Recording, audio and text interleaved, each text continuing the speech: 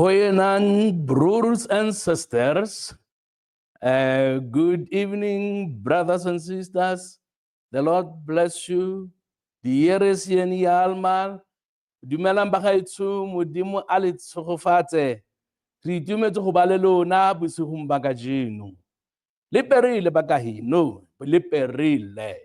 And siyabonga ukuthi sisonke namhlanje. And we are going to have a great program tonight, as always. Obviously, I'm not alone, as always, as usual. I have a co-pilot who's also going to share his greetings, and then we'll hear from you, our precious brothers and sisters. God bless you. Well, good evening, President. Sanbonani, Dumelang, good evening. Goeienaand, so good to be. Namaste, so good to be with each and every one of you tonight. Always a pleasure, President, joining with you on this important broadcast, live broadcast that the ACDP has.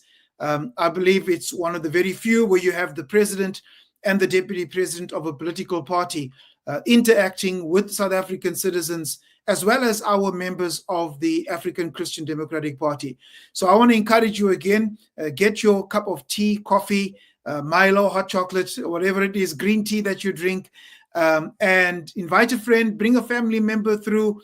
It's not too late, because South Africa needs the ACDP and the ACDP needs you. Good evening. Very, very, very true, DP. South Africa needs every Christian, particularly those who love Jesus with all their hearts. The Lord bless you. We're grateful that you are with us tonight. Okay, let's hear from you. Who's the first tonight to send their greetings? It is Erika Southey.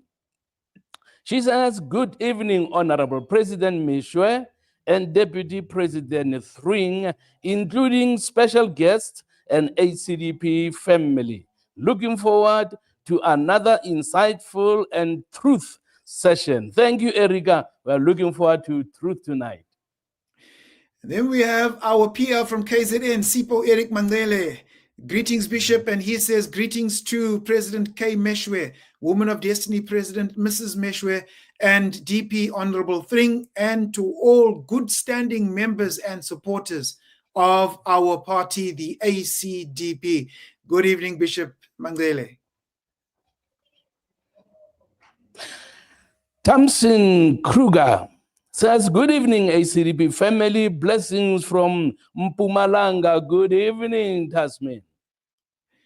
And Melissa Isaiah, greetings to our Honorable President, Woman of Destiny President, DP, and our ACDP family, in the name of our Lord Jesus Christ, waiting in anticipation for another inspiring evening. Blessings from KZNPEC. Blessings to you, Melissa. Before I come to the next greeting, I must say something about Melissa. Last weekend, we were in Durban, where Women of Destiny had their meeting. And as always, Melissa was branded. I do not know an ACDP member who likes her colors, ACDP colors, like she.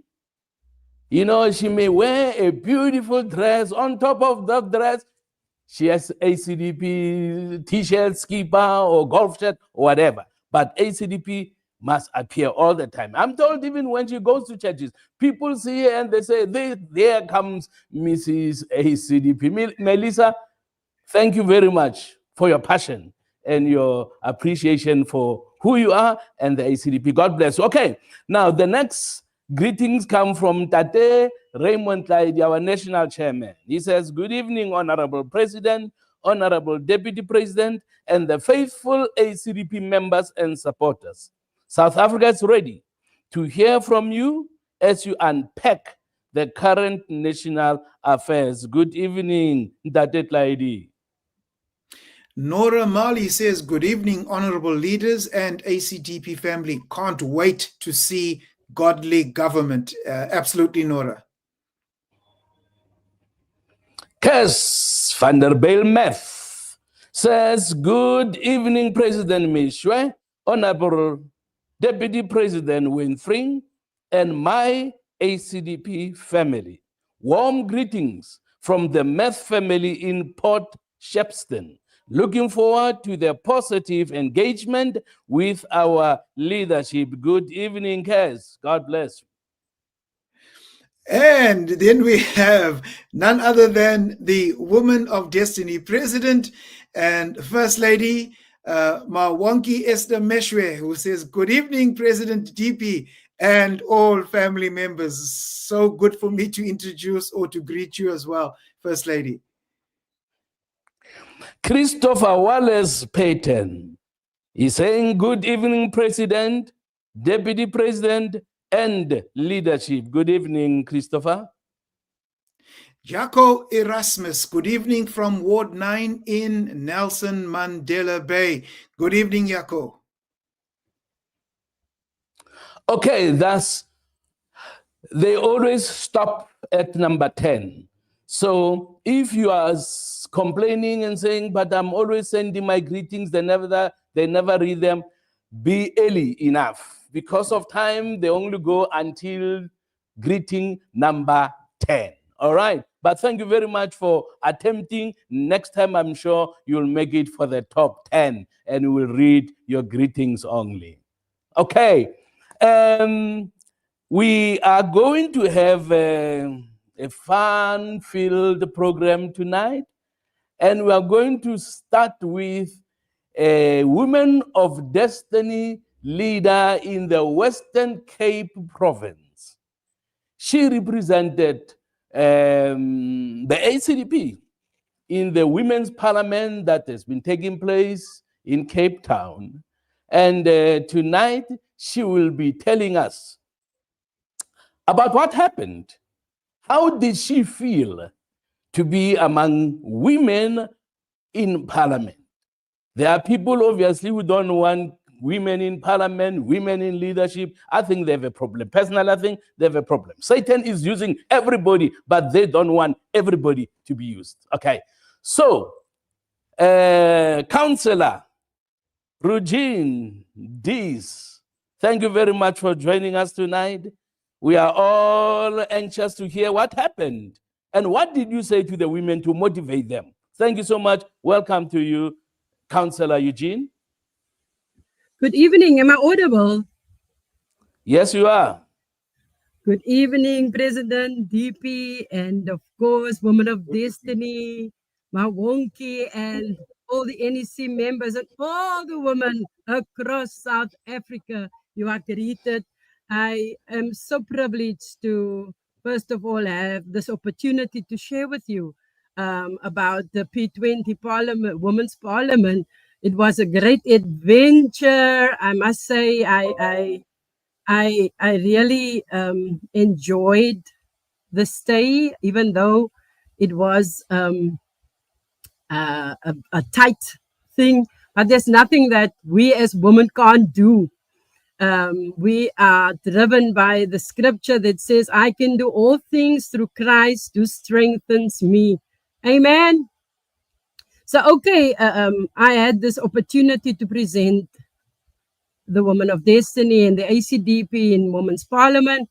And the theme was accelerating equality, sustainability, and shared growth.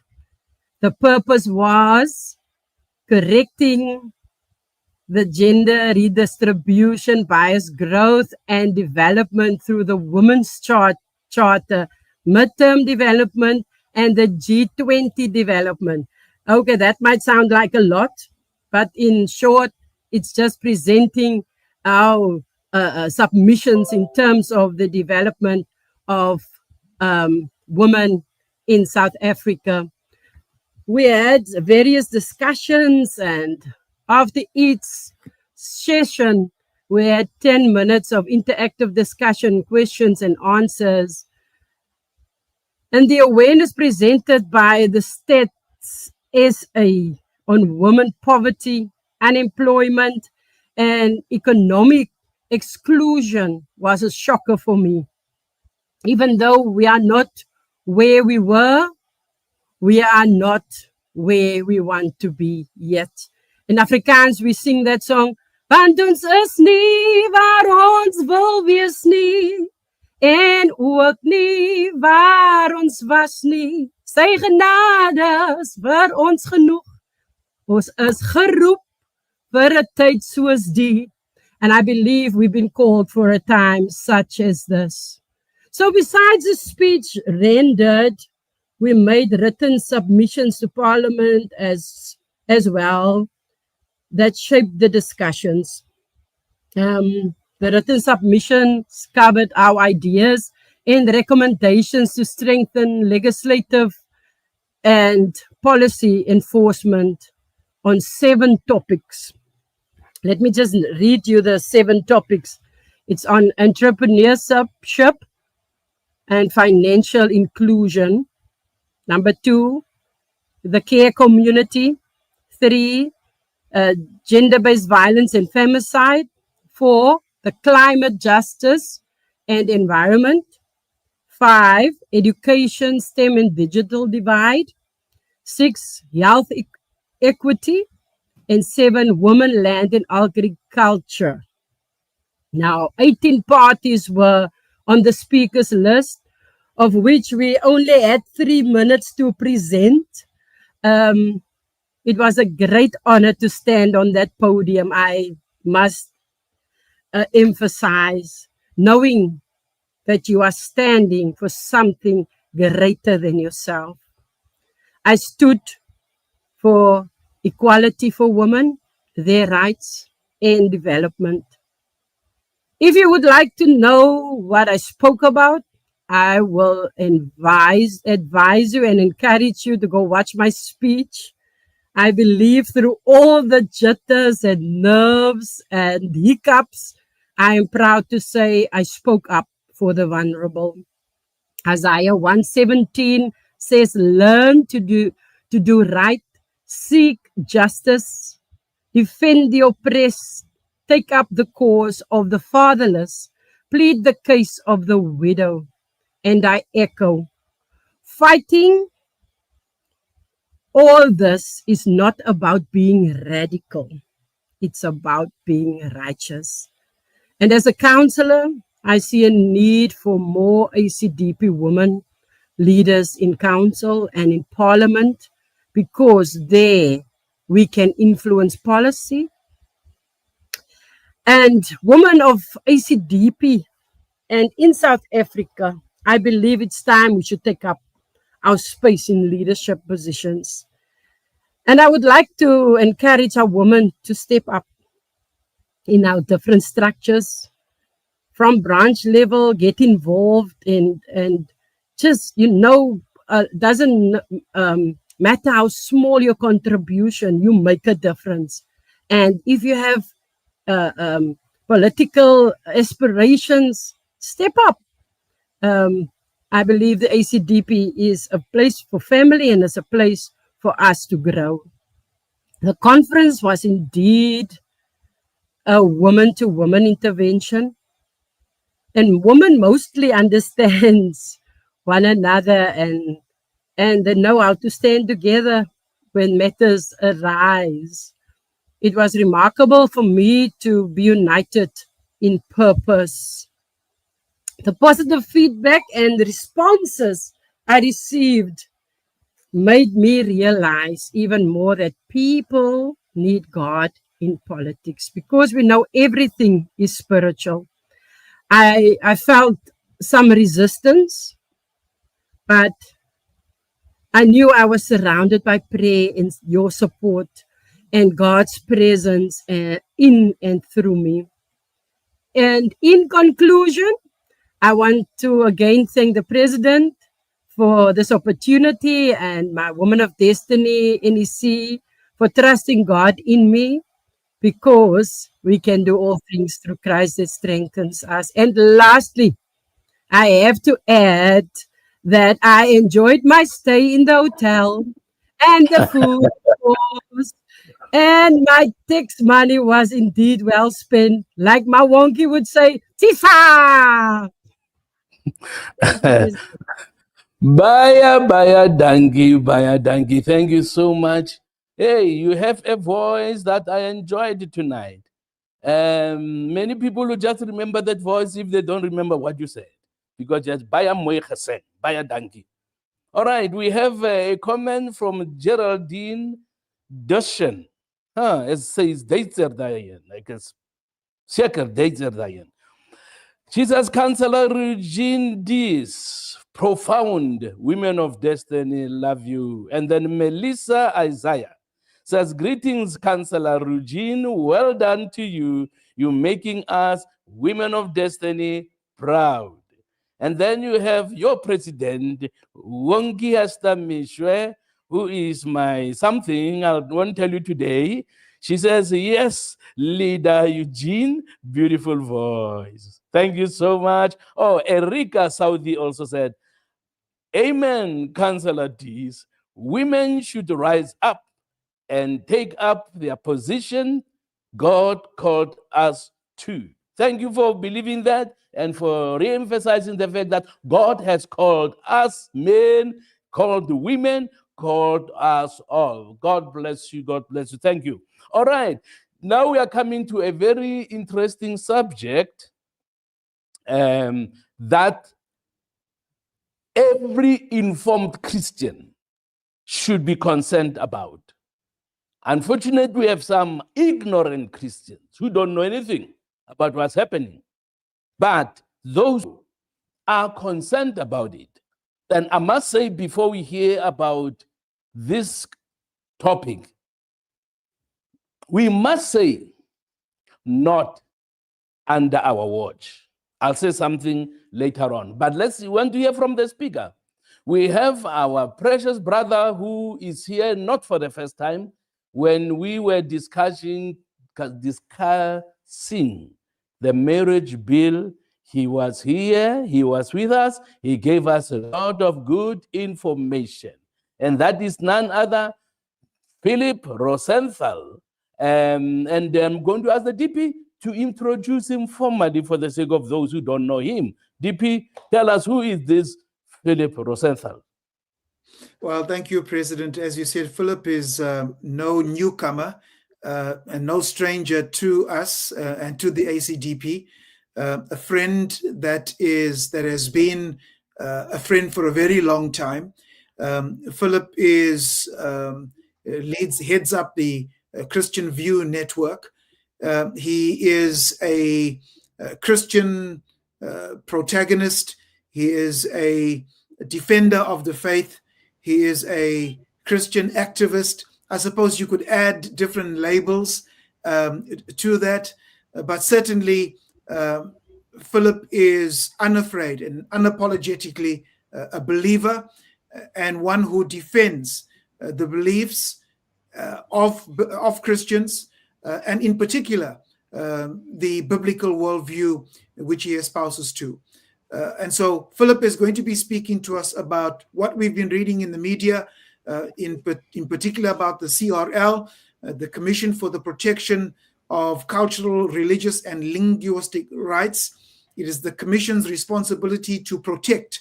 That's one of their fundamental responsibilities, mandates, protect religious rights. And so we're going to hear from Philip whether this is indeed what they're out to do. So Philip, thank you again. Really glad to have you with us tonight. Over to you and God bless you. Thanks there. I'm going to start off by just explaining the latest update. And from the CRL Commission, I spoke to them yesterday. And then I'm going to be showing some video clips of what they themselves have said and then commenting on that so that you can form an objective opinion about that. Now, yesterday, they told me that they are currently appointing what they call a Section 22 committee to consult all the provinces on the regulation of religious practitioners. They stressed that they didn't want to regulate religion, but they wanted to regulate religious practitioners. But that means your pastor, and I don't know where that will stop. And using if they can regulate your pastor, I think they can also regulate what happens in your church. They have appointed a man by the name of Musa Gulu, who you will hear from shortly, as the chairperson, and the rest of the committee is going to be announced soon, but we must all be ready to speak up later this year when they go to each province to consult on the whole question of regulation of religion. Now, I think that we have to first ask the question of why is a Christian pastor different from a medical doctor or an engineer, which is regulated by the state? And the very simple answer that I give to that, which I think is important to educate all Christians about, is that there are 3 scriptures which explain the governance of the church.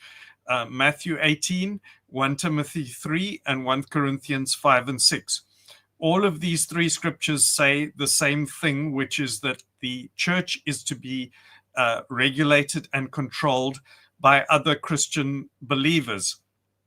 It is not to have any power from anybody else who is not a Christian believer.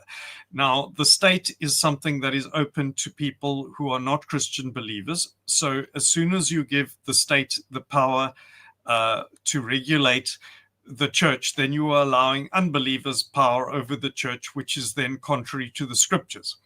Now, that is the first problem. The second problem is that how is the state to know who is a genuine Christian believer and who is a false Christian believer? Well, the state has absolutely no way to know that. Only Christians can answer that question. So all that the state can do is to provide a space in which everybody has freedom of religion and freedom of association. They say that they are just wanting to create a peer review system so that we can all have denominations which would be registered with the state and thus would then regulate themselves. But the difficulty is that we as Christians want to associate with other people who we regard as real Christians. And they have already appointed people onto this committee who biblical Christians might not want to be in the same group with, or might not agree with, might not accept that they are real Christians. And those people would be the type of people that the government would appoint to such regulation. This appears to be a problem. And you will hear in the video later some of the political comments that the chairperson of this committee for the Christian sector has made, and you can decide whether you agree with that or not. But so now this is extremely concerning, and I think that I would like to ask the the editor to now put on the chairperson of the CRL Commission to listen to what she is proposing.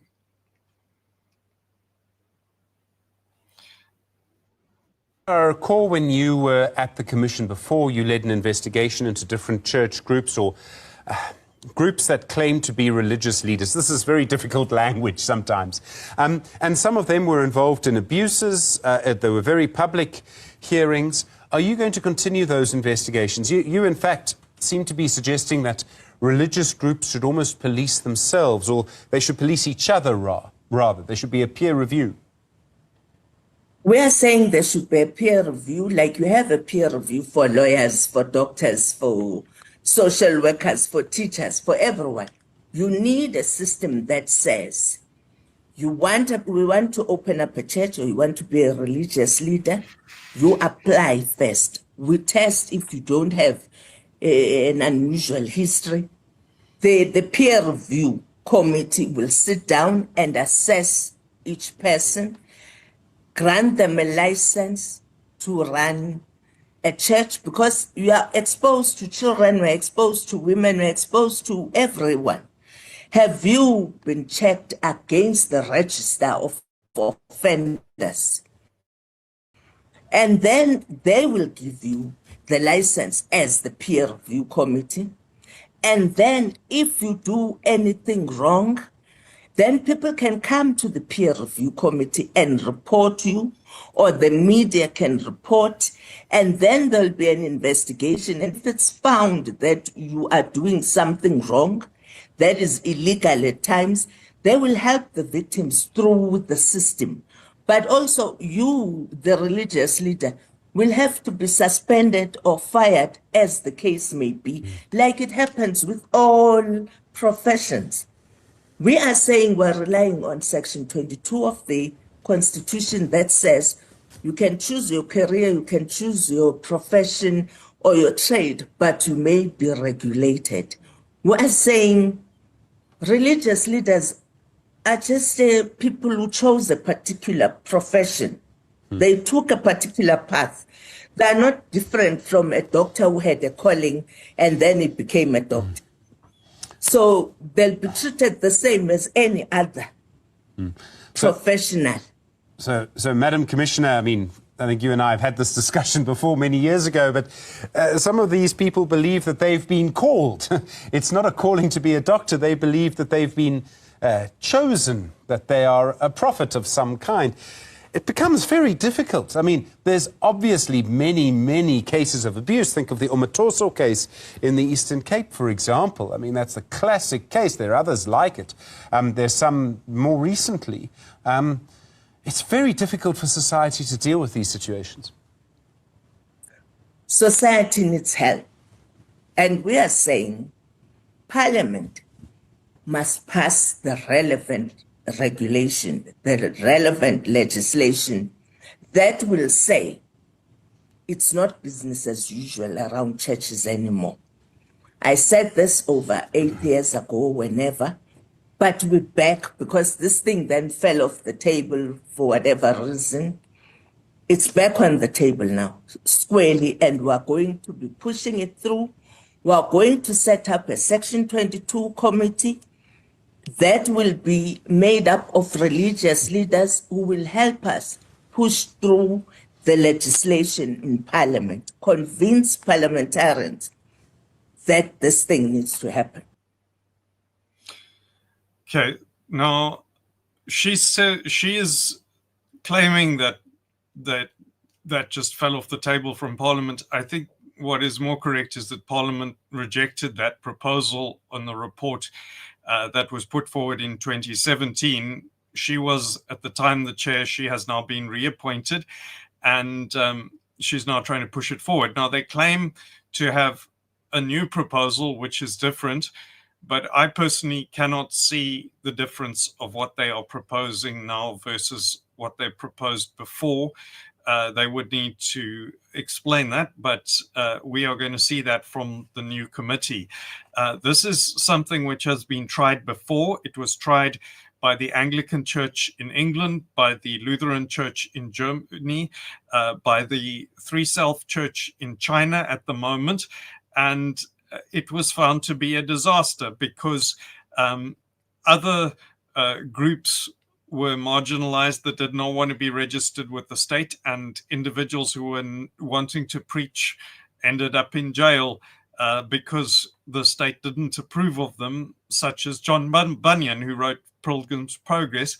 And that is why the legal philosophers, Roger Williams in the 17th century, started the first state with separation of church and state, which was Rhode Island Colony in America, which was done in partnership with the Indians, actually not set up by the British Empire.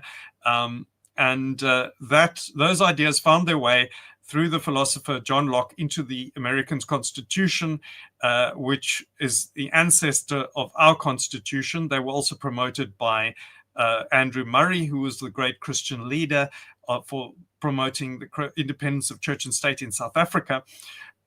Now, let us listen to what Musa Xulu, who is the Christian sector chair of this committee, has to say. If we could have the second video, please. On fake beliefs, on the power of Christianity, also you find that when it comes to religious political parties, they will make sure that, for example, LGBTQ people are denied their rights, and every other queer people are denied the rights, because the thinking is that God created man in this image and woman in this image, and the reality is different from that kind of religious thinking. And therefore, you know, it's not going to happen. I really pity the ACDP, because much as they try to find their space in the South African political space, it's not happening, because they're not understanding how society works. Society works differently from church. And even within your own church, you will not find a situation where everyone that then just votes for you because you have said so. What does this now say about the infringement of the Constitution? Because surely political parties are meant to constantly uphold what the Constitution has to say about freedom of sexuality or in any other fashion, just the role that political parties should play in upholding the Constitution of South Africa. Well, it's a good question. It's a pity that in South Africa today, it looks like only the ANC is concerned about the Constitution. What's happening is that, you know, political parties, as I said earlier, are looking at their own interests and not at the interests of the people of South Africa. So you'll find that, for example, when Al-Jamaa has issues with LGBTQ people, or ACDP has issues with compliance with the international standards of life, they are actually acting against the Constitution of South Africa. And it becomes problematic, because then imagine them being in power and then throwing the Constitution away, and what happens after that. So it's problematic. They expose themselves daily.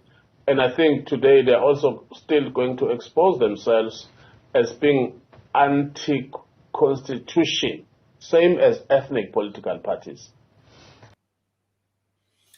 So there you have the chair of the Christian sector for the CRL Commission expressing his political views just before the 2024 election.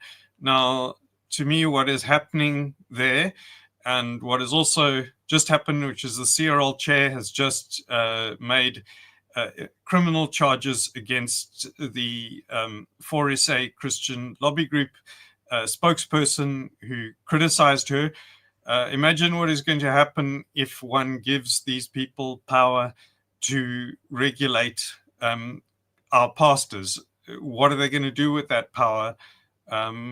Are they going to allow you and me to operate? I think that's a really serious question, and I think we have to be ready to speak up against this.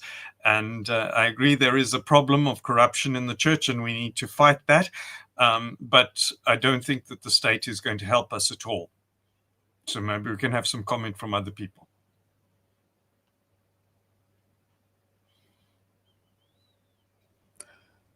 Thank you.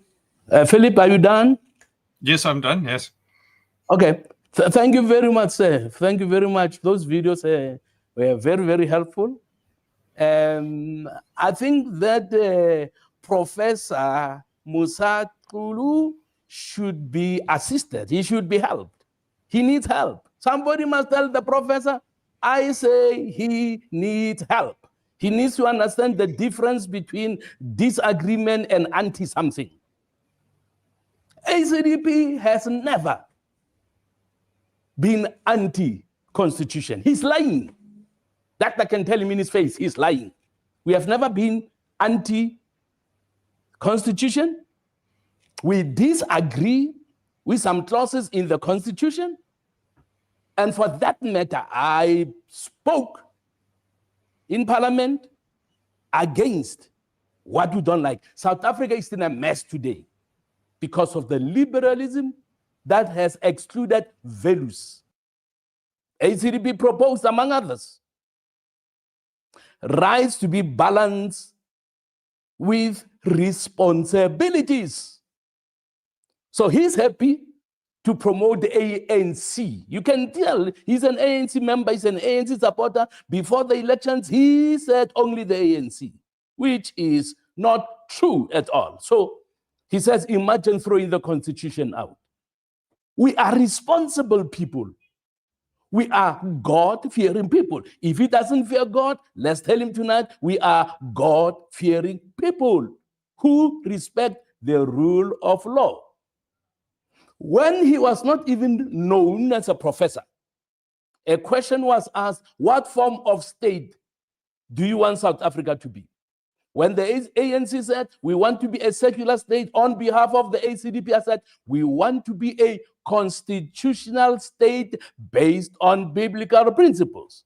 The ACDP believes in a constitutional state where there's a difference, we say, based on biblical principles. So that professor needs to be corrected and needs to be assisted. We are not even anti-LGBTQ, ZYA, Z, and all those alphabets. We are not against them. We disagree with them. It is a fact. ACDP believes that God created two genders, and nothing will change that. No CRL will make us or force us to change that. Whether you throw the Constitution at us, we will not change what we believe based on Scripture. Okay? I just wanted to throw in those comments that he is not telling the truth when he says we are anti-constitution. It's not true. He's misleading and he's deceptive. All right. Manabeng, now I'm reading from what our people are saying, you viewers. The first comment comes from Manabeng Walter Mashilo. He says, this is very dangerous. Correct. She doesn't understand Christianity. She even called pastors professionals, children of darkness, can't regulate children of light. That's from Love World. Very true, sir. God bless Manabeng. Now another comment from Lucas Nkosi. Lucas is saying, is the section 22 lawfully constituted? My reading of section 22 of the CRL Act of 2002 says it is to be constituted. Commissioners must be in it, and they can add outsiders or staff. Now he says, Honorable Stuart, can you please clarify that? Now, because he's very specific, Honorable Swartz, that question is directed to you, sir. Answer it before we move on, sir.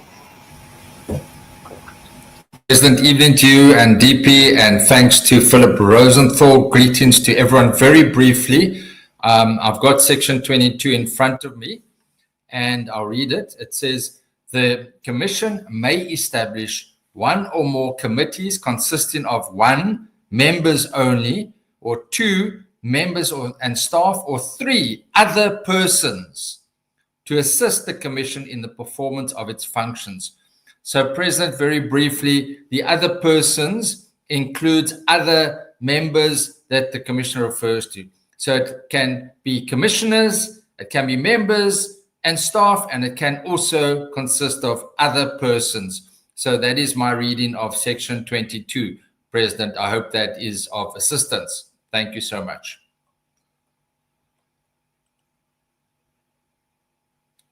I think you're muted, President. Thank you, Steve. Don't go too far because you're going to be next to come. What the CRL is trying to do is not going to happen. It is, we have to say, as leaders, as Christians, we will not be regulated by Sangomas as an example. As an example, we will not be. The Church of Jesus Christ will not be regulated by other religions or by Sangomas or by the LGBTQ, who's their favorite. The church will not. So not going to talk much about this today. We just want to say, not under our watch. Ladies and gentlemen, you have to say, not under our watch. We will wait for the hearings to take place, consultations to take place. and we will want to know who is there to listen, or who is sent to us to listen to us. Who is there sent to us by who, and who appointed them? This is not going to be resolved easily as the CRL think they are. No. It's, as they failed before, they will fail again. Because even Christians in South Africa who are not speaking out, they don't want to be regulated by people who walk in darkness. That's it. Let me leave it there. And then we come to another item on our program for tonight. That item is about, the state of our defense force, state of our security in the country. How safe are we?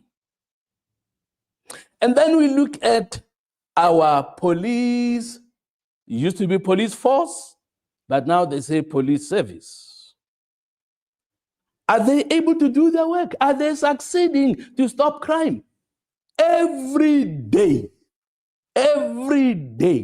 you hear about killings, shooting, killings, rapes, every day. Statistics, if we are to listen to stats, statistics are giving clear indication, clear proof that we do not have sufficient security officers in our country.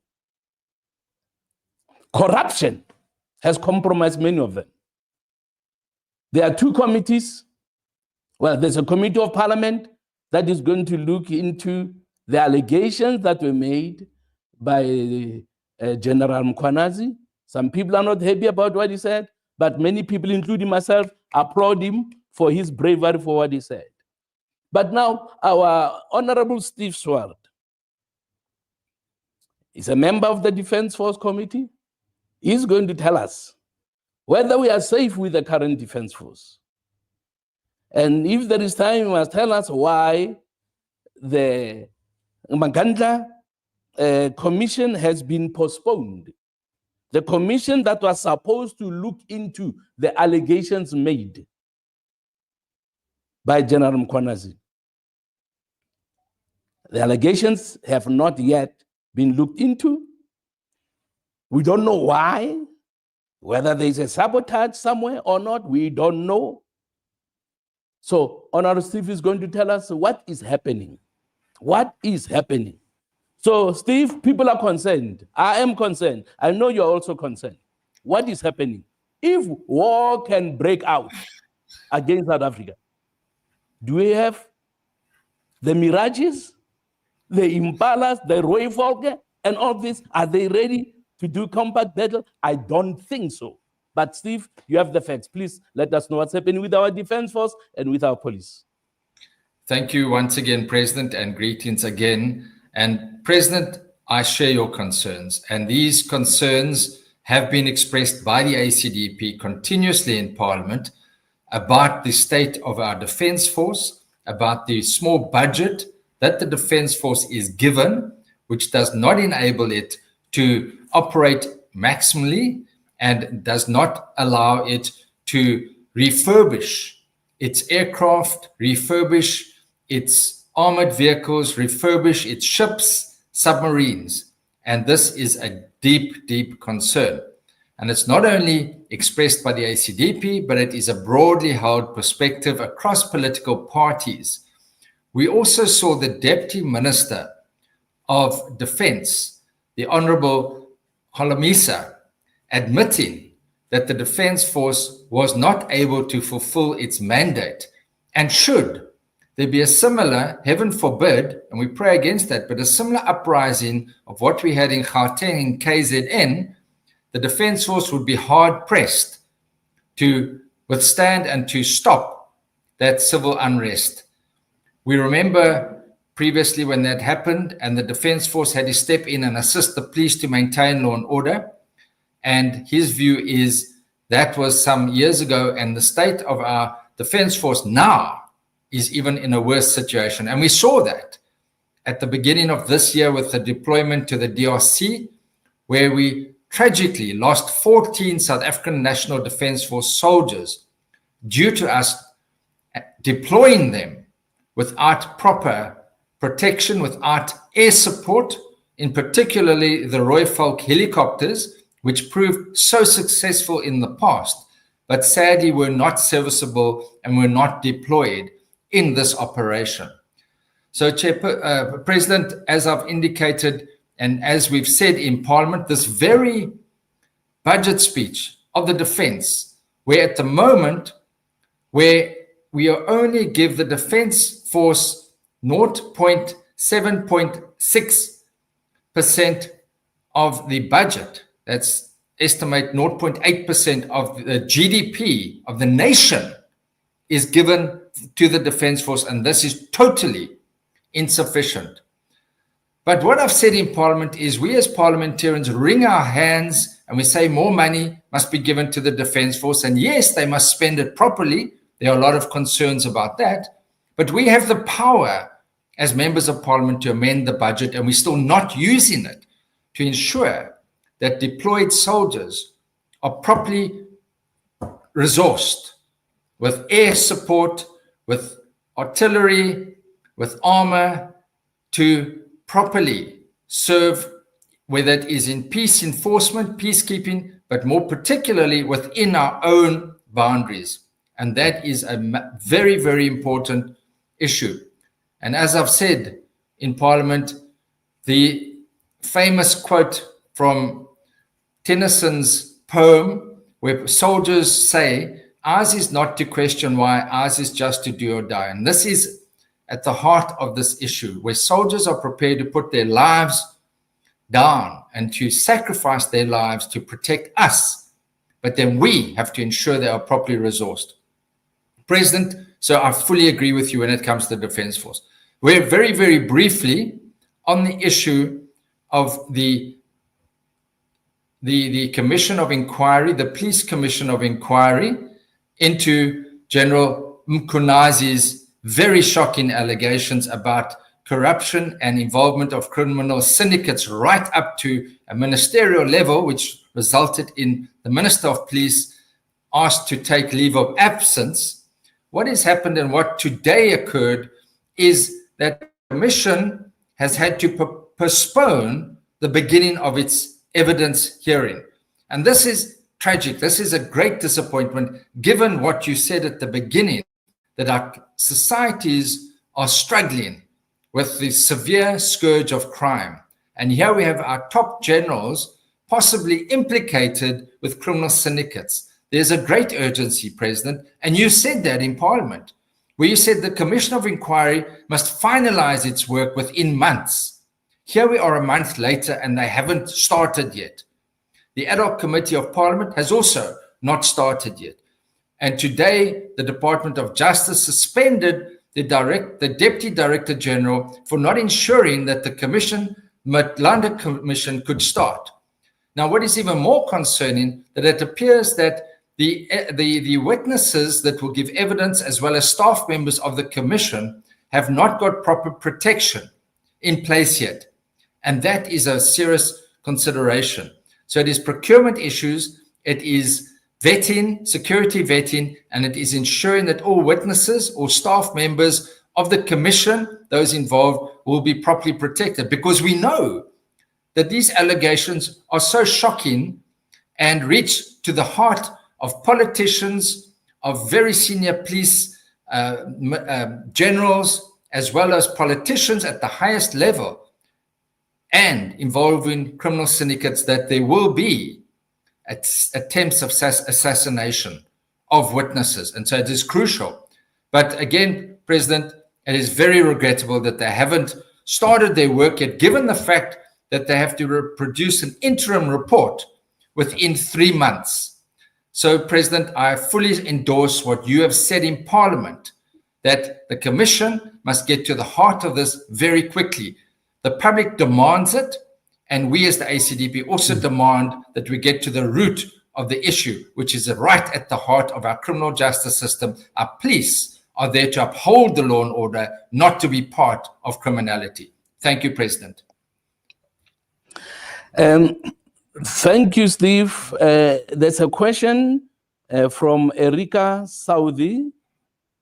She asked, Whip Swart and ACDP leadership, do you think is the feel on the ground? What do you think, my apology, is the feel on the ground around going into a repeat of the KZN looting? Erika, what I've been hearing from the ground is that what we experienced in July 2021 is nothing compared to what's going to happen next. That is worrying, but that is what's being said on the ground. People are upset, people are angry. People are upset. You have heard many people say we are sitting on a time bomb. I agree with that. And then you have Susan Morton, who is the provincial leader of Mpumalanga. Congratulations, leader Suzette. She says, or she asks, who is this Paul O'Sullivan that is discrediting General Mkhwanazi and his intentions and integrity? Suzanne, you are not the only one questioning the motives and the intentions of this Paul O'Sullivan. There are people who are saying he does not want what General Mkhwanazi said to be probed. That's why he's casting aspersions on him. He's saying things that I do not want to comment about. But South Africans don't appreciate what Paul O'Sullivan is saying about the general, because he, without saying that what the general is saying is not true, he is now trying to bring other issues, saying the general himself is not clean. Who is clean? Is the president clean? Is the president clean? Is he clean? No, these are questions that must be answered. So people on the ground are not happy with what's happening. So we are going to continue. Those who were not praying for General Mkhwanazi, please pray for him. Now, Steve spoke about the witnesses, whistleblowers, not having sufficient protection because they're going to be targeted. We have a mafia operating in South Africa. But by the grace of God, they will not succeed. They will not succeed. All right, before we run out of time, my co-pilot is going to say something also, because he also meets the people on the ground and he hears what they're saying. So, DP, my colleague, what are you hearing? And what is your position? Yeah, thank you, President. And thank you, Steve, for that insightful presentation just in terms of the South African Defence Force and how it places South Africa in a very precarious situation. But let me not repeat what our colleague Steve Swart has indicated, except maybe to add to it by saying that indeed, I think our South African Defence Force is in such a state that it poses a risk and a threat to South African citizens. And these are the concerns, President, that I'm hearing. For example, if one looks at some of the stats, South Africa, the South African Air Force has on its books some 300 aircraft on its books. But President, as at 2025, this year, only six of the 300 aircraft that it has on its books are operational. 6 of the 300. Of those 6, President, it is 1 helicopter, 2 fighter jets, and 3 trainer fighter jets. So we have only 2 fighter jets that are able to assist if there's an air attack. We have only 1 helicopter that is available should there be any disasters where civilians need assistance. That is the status of our South African Air Force.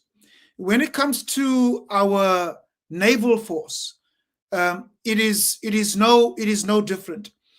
The statistics and the facts that we currently have is that the size of our naval force has shrunk. It is in such a dire situation that the number of warships that South Africa currently has in 2025 is the smallest since it was in the mid-1950s. So the number of, instead of our naval fleet increasing in size, it is about the same size as it was in the mid-1950s. President, also just in terms of, also remember that our naval fleet has to patrol the coastline, and South Africa has one of the largest coastlines in the world, possibly. And I can't remember just the number of kilometers, but remembering from Mozambique all the way to southwest, so we have a east and a western coastline to defend. But we are unable to do that because we do not have sufficient air force, neither do we have sufficient naval force, with the number of submarines and frigates declining over the years. But President, perhaps let me just conclude with this. If one looks at the number of sea hours that the Navy logs annually, that too has actually declined from about 12,000 sea hours annually in 2018-19. To date, from 12,000, it is just 2,700. So in other words, from 2018 to date, we've lost some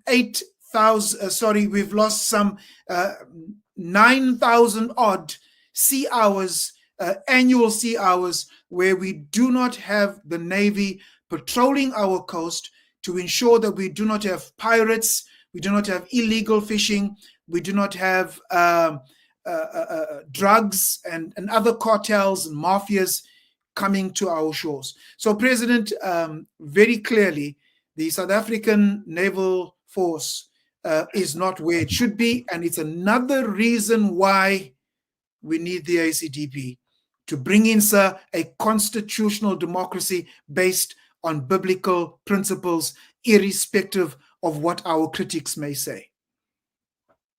Well, thank you very much, DP. It's 8:30 already. And Steve, thank you very much for your presentation. It was excellent. And DP, also your presentation, short as it was, excellent. Thank you so much.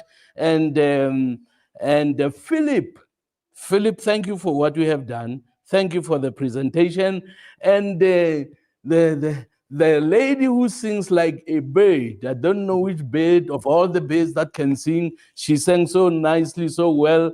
Regine, thank you very much. Everybody who participated tonight, thank you so much. Thank you so much.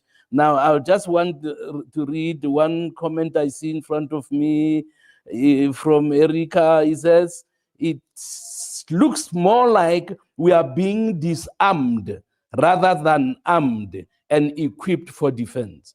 Ladies and gentlemen, ACDP members, let's work hard.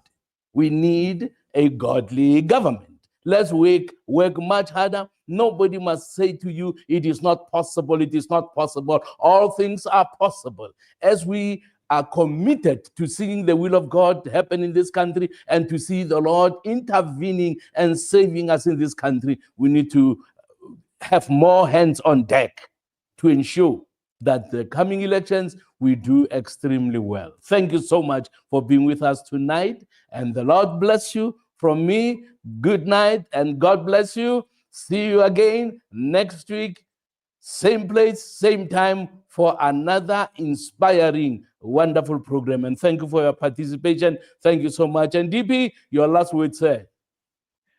Well, President, it's been a fantastic lineup program, very informative. And thank you, sir, also for your leadership and your contributions. Let me just say very shortly, thank you to our viewers and good night.